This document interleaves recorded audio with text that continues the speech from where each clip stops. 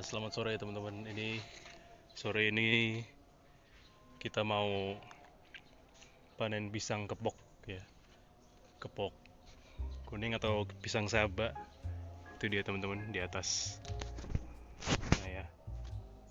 Karena ini sudah dikawat ya teman-teman. Kan ada dua cabang ya teman-teman, dari satu rumpun. Ada dua cabang yang berbuah. Cabang yang ini dan cabang yang ini. Nah, cabang yang ini baru sekitar 3 minggu ya teman-teman keluar buahnya, pisang sabanya ini. Nah itu dia teman-teman, kepok kuningnya,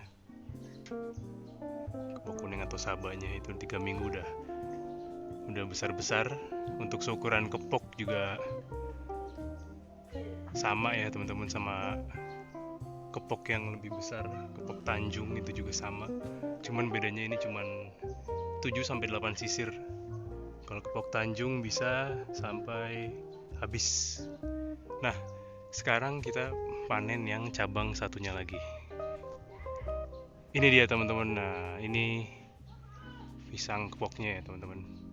Karena ini lagi sendiri ya. Kita coba panen sendiri pakai golok baja yang lumayan cukup tebal ya teman-teman. Sekarang dengan kursi atau meja besi yang kuat ya teman-teman, supaya bisa dinaikin. Nah setelah itu saya, karena ini sudah disangga ya teman-teman pakai bambu, supaya pisang itu tidak doyong ke depan ya teman-teman, ke arah buahnya itu tumbuh. Karena kepok itu buahnya cukup berat ya teman-teman, jadi bisa membuat batang utama pisang patah. Nah selanjutnya kita akan panen yang satunya teman-teman. Ini udah lebih dulu, dari bulan Oktober, sekitar awal-awal Oktober ya teman-teman ini keluar. Jadi sekarang sekitar hampir 4 bulan ya. Hampir 4 bulan rata-rata kepok agak sedikit lama. Nah, kita sendirian, jadi kita harus pakai kursi sendiri. Ya, pakai kursi sendiri, nggak ada yang bantuin lagi untuk megangin dari bawah. Nah, kita sendirian. Kita ambil ininya, geloknya teman-teman. Setelah itu kita potong di bagian ini yang sudah diikat ya teman-teman. Karena di bagian yang sebelahnya sudah diikat sama kawat ya teman-teman. Jadi untuk yang ditunjang itu sebelah sana, dan sekarang maksudnya kemarin 2 minggu kemarin saya ikat ya teman-teman, untuk supaya pisang yang mateng ini, yang bobotnya bisa 10 kiloan ini nggak patah ya teman-teman, nanti gagal panen. Sekarang berarti saya harus potong yang di bagian sini, di atasnya kawat ya teman-teman, di atasnya kawat, supaya nanti setelah mau patah ya teman-teman ke bawah, saya bisa tahan buahnya di ujung pangkal buahnya ini untuk saya pegang, supaya buahnya tidak langsung jatuh ke bawah tanah. Karena kalau jatuh langsung ke bawah tanah bisa rusak ya teman-teman, buahnya rusak. Jadi hasil panen bisa lebih sedikit. Nah, oke, sekarang ini tadi sudah dipotong. Kita potong lagi sampai ada bunyi.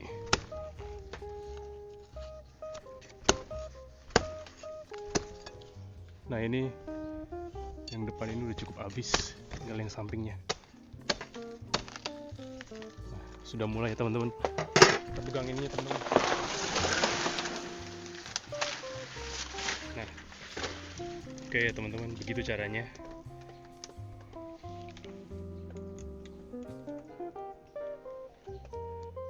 Nah begitu teman-teman, begitu caranya supaya buah tidak rusak ya teman-teman.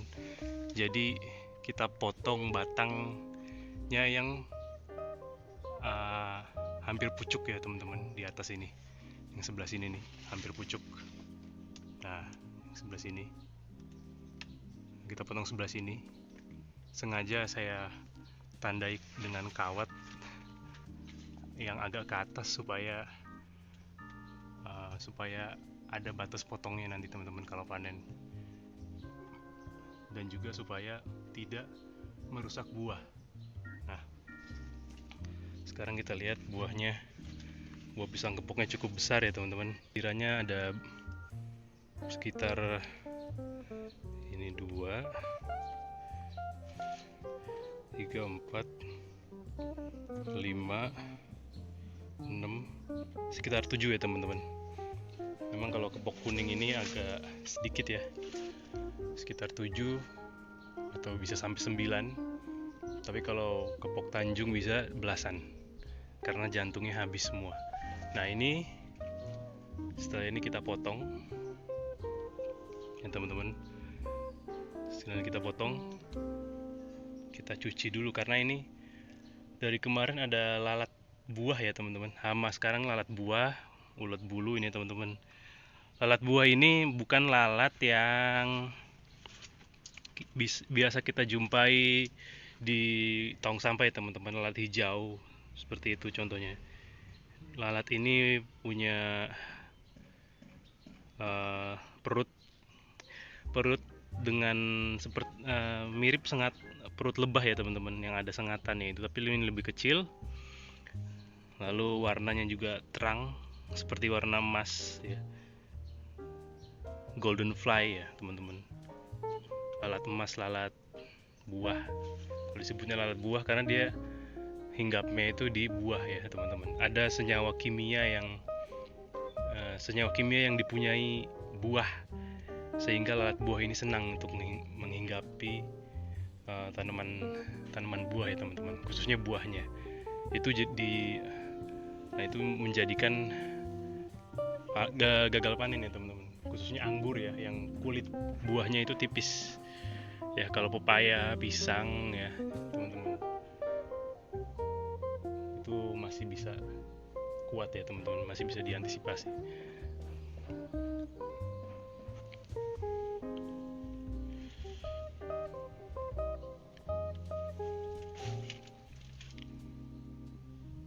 Kalau kita lihat di sini udah ada yang busuk ya teman-teman. Ini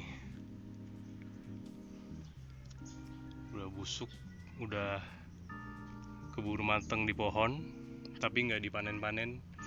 Jadi keburu dimakan serangga ya teman-teman. Di sini nggak ada codot, tapi ada serangga ya teman-teman. Serangga kecil ya teman-teman, kayak semut ya, lalat buah, tawon yang besar yang hitam, kadang juga ulat bulu, lalu mikroorganisme lain ya teman-teman. Grogotin karena sudah lama ya teman-teman, jadi kayak gini. Karena sudah lama jadi kayak gini. Ada sekitar 5 buah yang dimakan ya teman-teman. Ini sekitar 8 sisir, 8,5 sama ini. Ini juga udah ada yang buahnya yang sudah matang, untung sudah diambil, keburu diambil. Nah ya teman-teman, seperti ini penampakan buahnya ya teman-teman, seperti ini.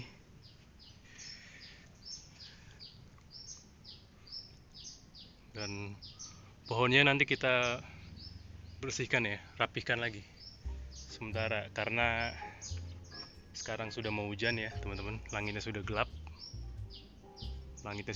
ya teman-teman. Jadi kita tunda untuk esok hari ya teman-teman, besok pagi lagi.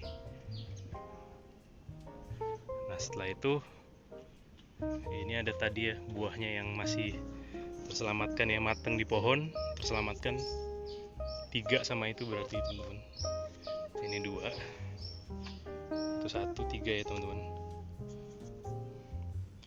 Dan rasanya kepok kuning ini atau saba ini cukup manis ya, cukup manis, cukup kenyal, pas. Jadi kalau misalkan dijadikan pisang goreng atau olahan lain, itu buahnya tidak terlalu lembek ya. Kalau orang-orang bilang benyek ya, tidak benyek, tidak keras juga, tidak terlalu keras, pas ya teman-teman. Kekenyalannya itu pas. Nah, kekenyalannya itu pas dan bisa diolah jadi macam-macam olahan makanan. Keripik itu juga termasuk ya teman-teman. Keripik, kolak, pisang sale dikukus, bahkan sekarang dimakan langsung juga bisa. Lalu yang terpenting itu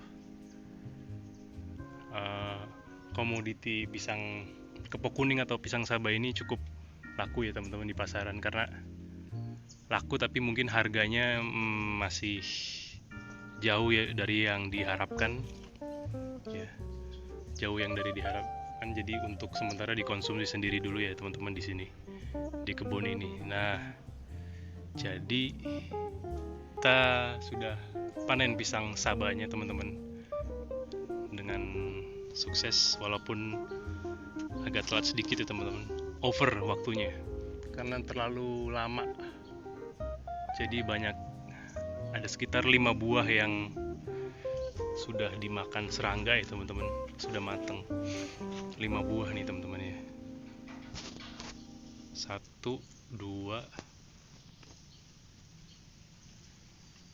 3, 4, 5 yang di sini teman-teman ya. 5 yang terselamatkan, 3 ya teman-teman. Kalau tadi saya angkat satu tandan ini kira-kira berkisar antara 10 kilo ya teman-teman. Emang itu berat rata-rata satu tandan pisang Sabah itu 10 kilo atau bisa juga 16 kilo ya teman-teman, tergantung ya. Mungkin yang 16 kilo itu yang kepok Tanjung ya teman-teman. Bisa, ayo teman-teman, kembangkan lagi pisang Sabah, karena pisang Sabah itu selain enak juga banyak manfaatnya dan banyak kegunaan. Jenis olahan makanan itu paling banyak di varietas pisang Sabah. Ada sekitar 5 macam olahan makanan, bahkan termasuk kedebongnya ya teman-teman. Ada 2 macam, lalu jantungnya itu yang paling enak dan bisa dimasak, tidak pahit seperti jantung pisang yang lain. Oke, see you next time. Watch, comment, like, and subscribe.